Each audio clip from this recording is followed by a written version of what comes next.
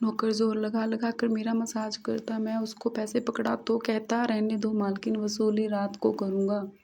मैं कुछ समझ नहीं पाती। जैसे जैसे वह मसाज करता मुझ पर कुम्हाड़ी बरती जाती और मैं सुकून से गहरी नींद सो जाती। लेकिन एक रात मुझे नींद नहीं आई, मेरे होश उड़ गए। जब उस रात मसाज करते करते, मेरा नाम सबराली है, मैं बहुत खूबसूरत थी, इसलिए शादी से पहले हर दिन मेरे लिए रिश्ता आता था। मैं अपने माँ बाप की इकलौती बेटी थी, इसलिए मेरा बाप चाहता था कि मैं डॉक्टर बनकर उसका नाम रोशन करूं। मगर जब मेरे लिए इतने अच्छे रिश्ते आते थे तो मेरी माँ मुझे कहती कि तुम अपनी पढ़ाई छोड़ दो ताकि मैं तुम्हारी शादी कर दूं। मगर मैं अपनी माँ से कहती थी कि मुझे तो डॉक्टर बनना है। मगर यह सुनकर मेरी माँ को गुस्सा आ जाता था और वह कहती थी कि तुम अभी शादी कर लो, यह डॉक्टर की बाद में कर लेना। मगर मेरा बाप नहीं मानता था, इसलिए मेरी माँ एक बुजुर्ग बाबा के पास गई और उनसे कहा कि मैं अपनी बेटी की शादी करना चाहती हूँ, मगर उसका बाप नहीं मान रहा। कोई ऐसा ताबीज़ दो कि उसका बाप शादी के लिए फ़ौरन मान जाए। उस बुर्जू ने मेरी माँ से 10,000 लिए और ऐसा ताबीज़ दिया कि मेरे बाप मेरी शादी के लिए फ़ौरन मान गया। यह रिश्ता दरअसल मेरे बाप के दोस्त ने अपने बेटे के लिए मांगा था और कहा कि आपकी बेटी शादी के बाद भी डॉक्टर बन सकती है। यह सुनकर मेरे बाप ने उस शादी के लिए फ़ौरन हाँ कह दिया और मैं विदा होकर अपने ससुराल आ गई। मेरे ससुराल वाले बहुत अमीर थे, इसलिए मैं और मेरा पति अलग घर में रहते थे। मेरा पति अपने बाप का बिजनेस संभालता था, इसलिए वह सुबह से शाम तक बिजी रहता था। मैं उसके घर गई तो यह ऐशो आराम देखकर मैं चौंक गई। मेरे पति ने मेरी सेवा के लिए कई नौकरनियाँ रखी थी, मगर उसका एक नौकर धीरे धीरे मेरे करीब आने लगा। कुछ नौकरों ने मुझसे कहा कि मैं यहाँ काफ़ी सालों से काम कर रहा हूँ और आपके ससुराल वाले मुझे बिल्कुल घर के मेंबर की तरह ही समझते हैं। यह सुनकर मैंने भी उससे खास अहमियत देना शुरू कर दी। वह एक दिन मेरे कमरे में आ गया तो मैं अभी तक बिस्तर में लेटी हुई थी।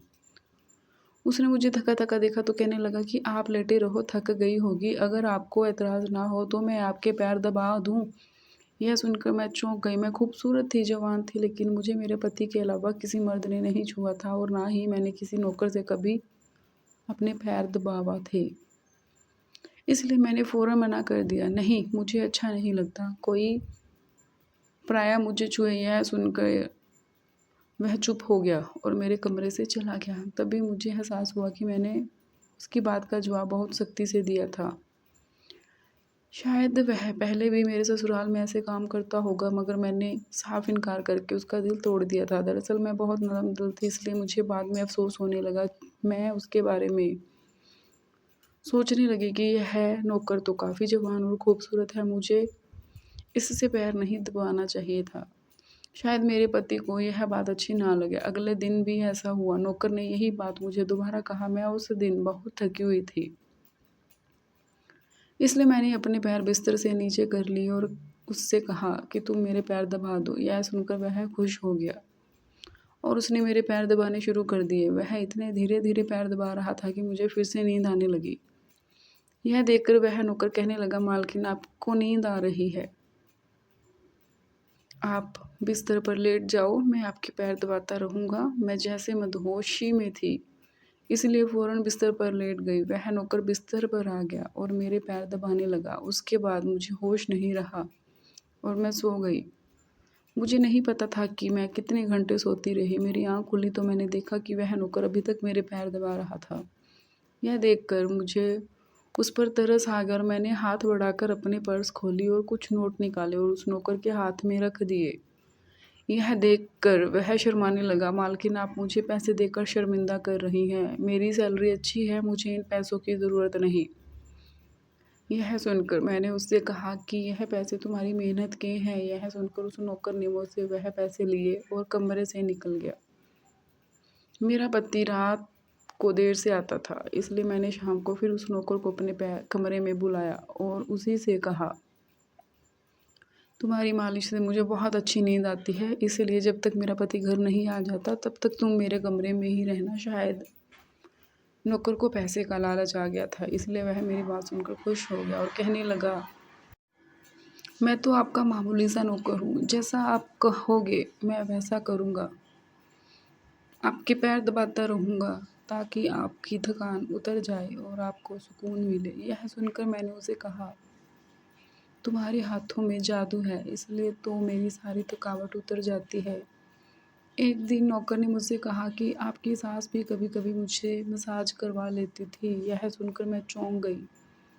मुझे मेरी सास ऐसी नहीं लगती थी, मगर यह नौकर झूठ बोलने वाला नहीं लगता था। मुझे उस ससुराल आए 1 महीना होने वाला था, इसलिए मैंने नौकर को परख लिया था। वह मुझे हर बात सच ही कहता था।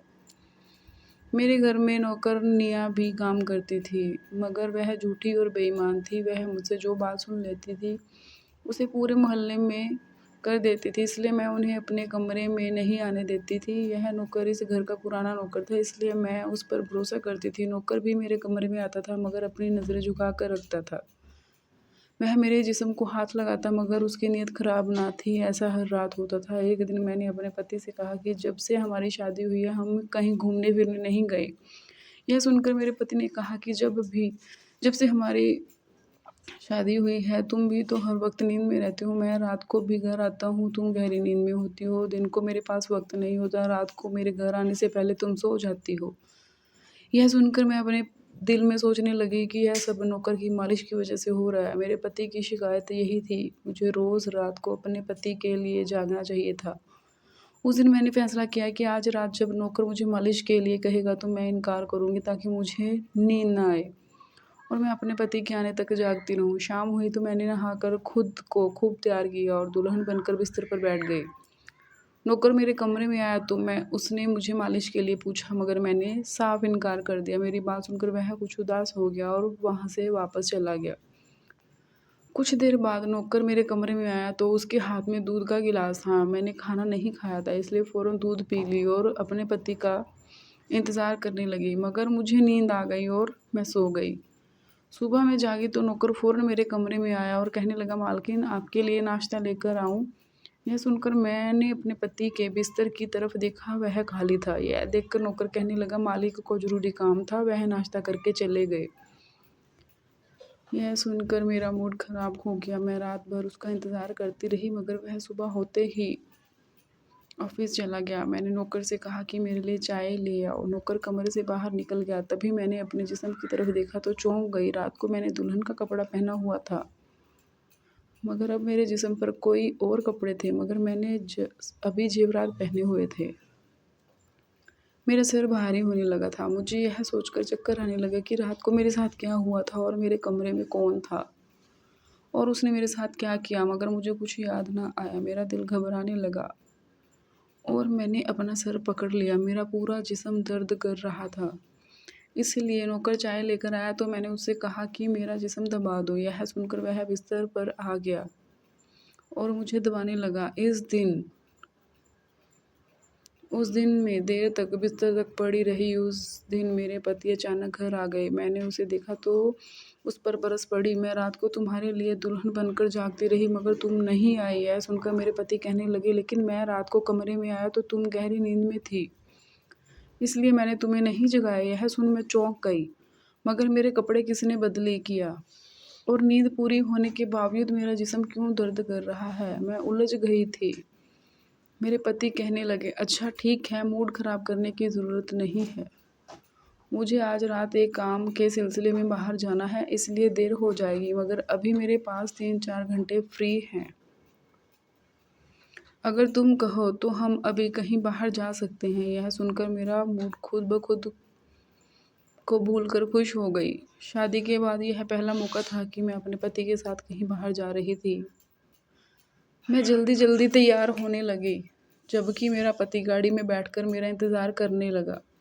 उस वक्त नौकर मेरे कमरे में आ गया और मुझसे पूछा, मालकिन आप कहीं जा रही हैं क्या? यह सुनकर मैंने उससे कहा, हाँ, मगर तुम क्यों पूछ रहे हो? यह सुनकर नौकर कहने लगा, मैं आपका नौकर हूँ, मगर आपको यही सलाह दूंगा कि आप बाहर नहीं जाओ, क्योंकि आपका जिस्म थक जाएगा। यह सुनकर मुझे गुस्सा आ गया और मैंने उससे कहा कि तुम मेरे नौकर हो, मेरे पति बनने की कोशिश मत करो। यह कहकर मैं बाहर चली गई। ना जाने मुझे किस बात पर गुस्सा आया था। मैंने उस नौकर को खूब खरी सुना दी। वह भी अपनी औकात जान गया था। तब भी तो मैं जब घर आई तो वह मेरे सामने नहीं आया। मेरे पति मुझे गेट पर उतार कर वापस बाहर जा चुके थे। जबकि मैं अंदर आई तो मेरा सारा जिस्म बुरी तरह दुख रहा था। शायद मेरे जिस्म को मालिश की आदत हो गई थी, तभी तो रात होते ही वह मालिश के लिए तड़पने लगता था। लेकिन मैंने उस नौकर को नाराज़ कर दिया था, इसलिए आज वह मेरी मालिश करने नहीं आया। मगर मुझे उसकी ज़रूरत थी, इसलिए मैंने एक नौकरानी को बुलाया और उस नौकर को बुलाने को कहा। थोड़ी देर गुजरी थी कि वह नौकर मेरे कमरे में आ गया और मेरे बिस्तर पर बैठ गया और चुपचाप मेरे पैरों को दबाने लगा। यह देखकर मुझे शर्मिंदगी हुई। मैंने उसे इतना बुरा भला कहा, मगर उसने मेरी बात को बिल्कुल बुरा नहीं माना और मैंने उसे चुप देखा तो कहने लगी, मुझे उस वक्त पता नहीं क्या हो गया था, इसलिए मैंने तुम्हें खरी-खरी सुनाई। मैं इतने दिनों के बाद अपने पति के साथ कहीं बाहर जा रही थी, इसलिए मुझे तुम्हारा टोकना अच्छा नहीं लगा। इसलिए मुझे माफ़ कर दो। मैं उसकी मालकिन थी और उसे इस काम के पैसे देती थी, मगर अब भी मैं इंसानी ज़िंदा थी, इसलिए मैंने मालिक होकर भी नौकर माफ़ी माँग ली, क्योंकि वह भले ही नौकर था, मगर वह एक इंसान भी तो था। मेरी बात सुनकर वह नौकर कहने लगा, मैं आपका नौकर हूँ। इस काम के लिए मैं आपसे सैलरी लेता हूँ, इसलिए आपको हक है, आप जो चाहे मुझे कह दें। यह सुनकर मैं चुप हो गई, मगर मैं सोच लिया कि आइंदा से कुछ नहीं कहूँगी। वह उस रात देर तक मालिश करता रहा, फिर मुझे नींद आ गई। मुझे नहीं पता था नौकर मेरे कमरे से कब निकला और कब मेरे पति घर आया। मैं सुबह उठी तो मेरा पति बाथरूम में था और बाहर जाने के लिए तैयार हो रहा था। मैं उसे हैरानी से देखने लगी। पता नहीं आजकल मुझे क्या हो जा रहा था। नौकर की मालिश से मुझे इतनी गहरी नींद आती कि मुझे किसी बात का होश ना रहता था। मुझे इस बात का भी पता नहीं चलता था कि मेरा पति कब कमरे में आता था। मैं सोचने लगी कि इस नौकर की मालिश में ऐसा क्या जादू था कि वह मेरे पति के आने से पहले ही मेरी मालिश करता, तो मैं अचानक गहरी नींद में सो जाती थी। सुबह जब मैं उठती तो मेरा सर भारी महसूस होता और मैं चलने-फिरने के काबिल नहीं रहती। मगर यह बात मैंने अपने पति को नहीं बताई, क्योंकि मैं नहीं चाहती थी कि यह बात मेरा पति को पता चले कि मैं उस नौकर से मसाज करवाती थी। एक दिन मेरा पति दिन के वक़्त घर पर ही रहा। मैंने नौकर से घर के सारे काम करवाए, अपने कमरे में नहीं आने दिया। नौकर भी घर के सारे काम करता रहा और मसाज वाली बात किसी के सामने अपने मुँह से नहीं निकाली। मैं भी चाहती थी कि यह बात किसी को पता ना चले। इस दौरान जब मेरा पति घर से बाहर जाता था, मैं उस नौकर को कमरे में बुला लेती थी। मगर एक दिन मेरा पति अचानक ही घर आ गया और मैं कमरे में थी। यह सुनकर मैं बहुत घबरा गई और सोचा कि पति के आने से पहले नौकर को भगा दूँ। मगर यह नौकर भी बड़ा समझदार था। मेरे पति के आने से पहले दूसरे काम पर लग गया और मेरे पति को कुछ पता नहीं चला। मैं मसाज घर की नौकरानियाँ से भी करवा सकती थी, मगर उस नौकर के हाथ में क्या जादू था कि मैं उसे हर रोज़ अपने कमरे में बुला लेती थी। मुझे पता नहीं क्या होए जा रहा था। जिस रात मैं नौकर से मसाज नहीं करवाती थी, उस रात मेरे पूरे जिस्म में दर्द हो जाता था। सुबह मैं जागती तो मेरा सर भारी हो जाता था और मुझे थकान भी हो जाती थी। एक रात मैंने नौकर से मालिश करवाई और गहरी नींद सो गई। सुबह मेरी आँख खुली तो फिर से मेरे कपड़े चेंज हो चुके थे। यह क्या माजरा था? ऐसा कौन करता था? क्या मेरे पति मेरे साथ ऐसा कर रहा था? मैं सोच में पड़ गई। मैंने शीशे के सामने जाकर देखा तो चौंक गई। मेरे पूरे जिस्म पर लाल निशान पड़ गए थे। यह कैसा निशान था? मैं अपने जिस्म पर हाथ फेरने लगी। मैं जैसे उस निशान को मिटाना चाहती थी, मगर ऐसा ना हुआ। अगले दिन फिर मैंने अपने जिस्म को देखा कि निशान ख़त्म होने की बजाय फैलने लगा था। मैं घबरा गई। तभी मेरे कमरे में नौकर आ गया और उसने मुझे मालिश क्यों कहा। मैंने उसे निशान को छुपाना चाहती थी, इसलिए कहा, आज तुम सिर्फ मेरे पैर दबा दो। उसने मुँह से कुछ नहीं पूछा, मगर मैं अंदर ही अंदर डर रही थी।